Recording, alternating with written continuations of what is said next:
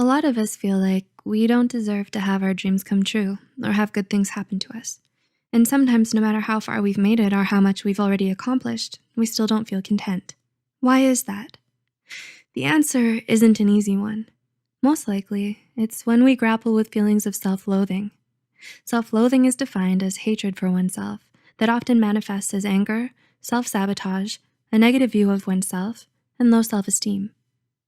It's important for a person to be aware of their feelings and attitudes towards themselves so they can start to change for the better. Here are 7 signs you may be suffering from self-loathing and just don't know it. 1. You tear yourself down. Self-hate makes you your own worst critic. Keeping an eye on your shortcomings is a good thing, but not allowing yourself room to breathe stems from an immense dislike for your current self. You think extremely harsh things about yourself and indulge in self-pity a lot. So much that tearing yourself down has become a daily habit for you.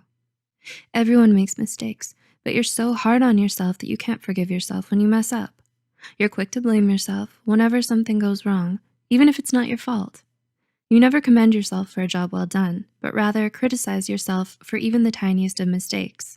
You're plagued by feelings of guilt, worthlessness, and inadequacy that manifest themselves as frequent complaints about yourself and your life. 2. You feel insecure around others. If you find that other people make you feel insecure about yourself a lot, it might be time to ask yourself why. Most likely it's because you're constantly comparing yourself to them and feeling like you'll never be able to measure up, no matter what you do. Subjecting yourself to this kind of harsh judgment is a definite sign that you hate yourself. When you look at someone else, you always focus on all the things that they have that you don't, and it makes you ungrateful for all the good things you do have. You can't help but feel bad about yourself whenever you're around someone who's happy, confident, smart, attractive, or successful. 3. You neglect your self-care. Do you want your loved ones to be happy and taken care of?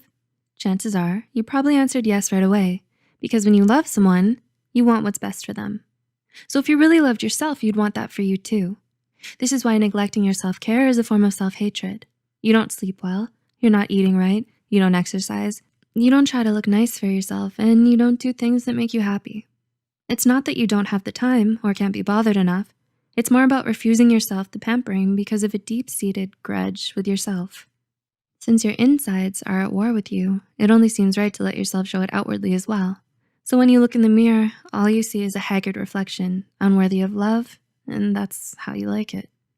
4. You don't let yourself be happy. You're a pessimist who's quick at finding the negative aspect in every situation. You're wary of compliments or praise because it seems mocking. You don't see yourself in a positive light and refuse to believe what others say. However, you do take their criticism to heart because it reinforces your view of yourself. You're not comfortable letting other people help, as you believe your troubles are yours alone and you deserve them. You find it hard to feel good about yourself. And this is what sucks all the joy out of your life. You resent the way you are and deprive yourself from anything, even remotely akin to delight. These are just a few of the ways that you deny yourself happiness, perhaps even unknowingly, as you fester in your own self-hatred. 5. You isolate yourself from others. You struggle to maintain relationships with others because you feel like you don't deserve their love. Often you feel their attention and love is a burden for you. You don't consider yourself good enough to remain in the circle. Since you have a low concept of your own self, you feel like they're judging you as well. It may look like they're doing you a favor by including you, so you stay back because you think they're better off without you. You feel guilty for hanging out with them because you believe your presence is an intrusion upon them and you're holding them back. Your inability to love yourself makes you unwilling to accept love from others as well. As a result, you isolate yourself to refrain from inconveniencing others with your presence. 6. You put on a facade for others. You're one way when you're by yourself, and then another when you're around other people. You wear a mask and don't let other people see the real you because you hate who you are. You try so hard to fit in and be liked by everyone, and you constantly wish that you were someone else. You feel ashamed of your true self, and you think that no one will ever be able to accept you, so you'd rather pretend to be someone you're not. And 7, you're afraid to dream big. Having ambition and dreaming something big for yourself scares you. You smother your own hopes and aspirations because you think you'll never be able to achieve them, so what's the point? You look down on yourself and all that you can do and refuse to leave your comfort zone. The possibility of failure and rejection terrifies you. You easily feel discouraged and worthless the moment you encounter a setback. You deny yourself opportunities to grow and have new experiences because you don't believe in yourself.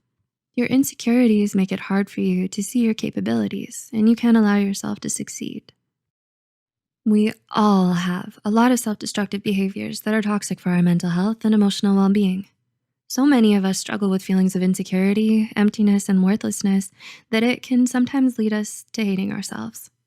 Becoming more aware of your self-hatred makes it easier for you to overcome it. And with time, patience, support, and dedication, you can learn to love yourself and live a happier, healthier life. Did these points remind you of someone, maybe yourself? Can you now see where such behavior stems from and why? Do these points make it easier for you to name your emotions and behaviors? Please let us know in the comments below. Also, share this video with anyone you think might benefit from it, and we'll see you in the next one.